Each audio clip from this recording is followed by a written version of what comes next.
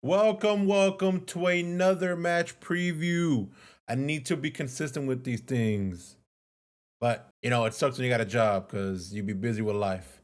But this is a really big game I wanted to talk about because we are going away this week to Villarreal, the third place team in La Liga at this current moment in time.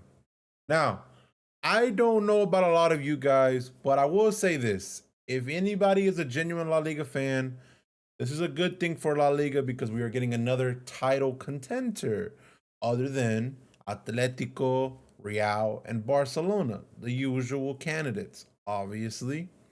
Now, Villarreal currently is third place with 35 points and have only played 15 games. Now, with this being match day 17 of 38, we are pretty much at the halfway point of this season. I know it's not numerically half, but it's practically at the halfway where we're inches away from the new year, and that's when it's going to pick up very, very fast because league phase of Champions League is done.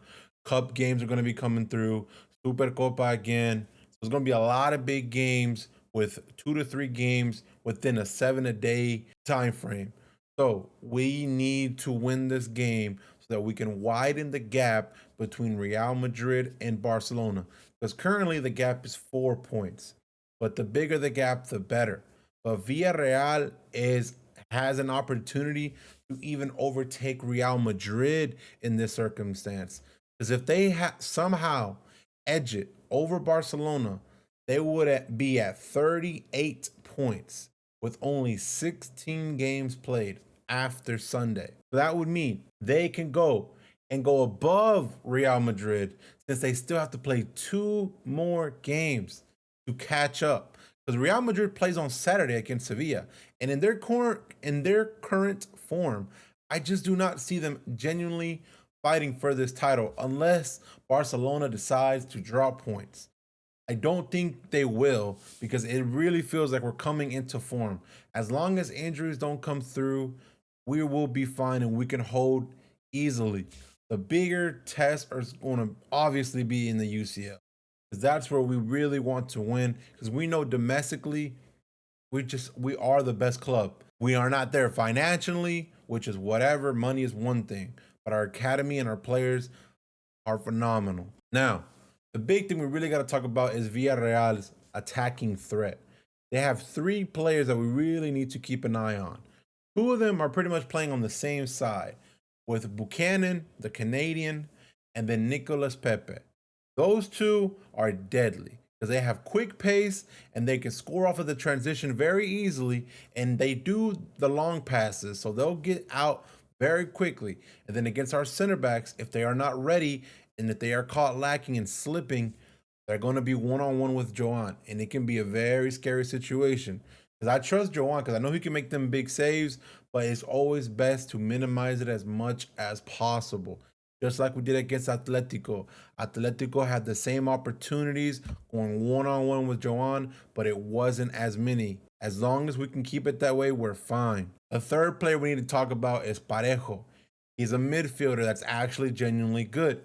He knows how to thread the needle. He can keep the ball. He can progress the ball forward. He's very phenomenal. And then with reports already indicating that Pedri being injured, well, doubtful in a sense, because they're saying he feels discomfort and he may not start, but may play. And then Casado is being moved to right back because Eric Garcia is doing phenomenal in the holding mid position. So with Pedri feeling discomfort, he may be playing alongside the double pivot with De Jong or whoever they want to put, Bernal, depending on what Flick is seeing. Obviously, at the 10, it's between Fermin, Olmo. Fermin's been a little lackluster because this is the problem at the 10 that a lot of people don't really see. It's the consistency. Both players that we have at the 10, when they play at their peak, at their utmost peak, they are the best. I promise you, they are some of the best attacking midfielders in the world. But they have such a bad drop off. It's a roller coaster. You don't know who you're going to get either with Olmo or Fermin. Either one of those 2. Now, what I have been seeing as of lately, Yamal at the 10 with Rooney Bargi at the right. And Bargi is phenomenal at the right. And the thing is, all the teams that we have gone up against with Yamal still at the right, they have been putting 3 people marking him, closing down the opportunity he has to press the ball forward. He has pretty much half of the team watching him whenever he's on that right side. So when he's in the middle, they can't do that because they're going to be clogging up too much of that middle space, creating too much open on the right side or the left. Because if they come in, they create more space. So they know at the 10, he is deadly. But he may not be there yet due to his build. Because on the ball, he's phenomenal, quick pace. But physically, he's not there yet. And the thing is, Villarreal has a really good output when it comes to scoring. Because I have seen their last couple of games here, just pulling this up. They have pretty much scored in every single game for pretty much all comps. The only one that they have not within the last 10 games and all comps was against Dortmund. But everybody else, they have scored. Like, they have good XG. I'm not an XG merchant. Genuinely, I'm not. But I'll look at the stat just to see, okay, they have attacking power. So that's something you have to respect, right? But I don't use that stat as an end-all be-all that a lot of people do. Because they currently have like an XG of 2.1, which is pretty good. And then with us not being able to really keep a clean sheet, I do see them scoring. I don't ever think in my head that we're going to have a clean sheet because we don't play that defensive style.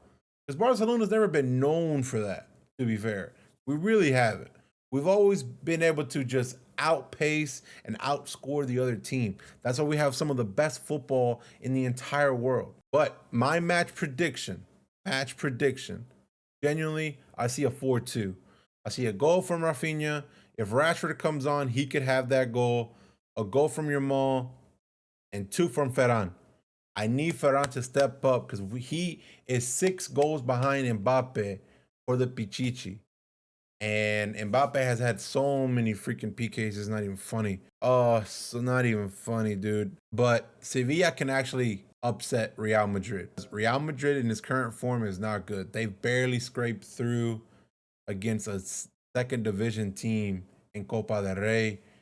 And it's under scrutiny. I'm at the point where it's not even worth arguing with a lot of Real Madrid fans because they just ignore everything. And whenever you show them evidence, full proof, the first thing they want to throw out is the Negreira case. And then it just turns into just not even fun. It's just not even the good banter. It's just like, how do I put it? It's just going in circles. But currently at 4 points. If we beat Villarreal, we'll be clear of 4 points. Depending on what Sevilla does on Saturday, if they make them draw and they'll drop 2 points, that'll put us up to 6 points, widening the gap, which would be finishing up the Christmas year against Espanyol. Espanyol, get ready for that one, because that one is going to be a derby, gentlemen. And ladies, possibly. But let's go. Vizca Barça. We're going to go. We're going to win. Let's lock in.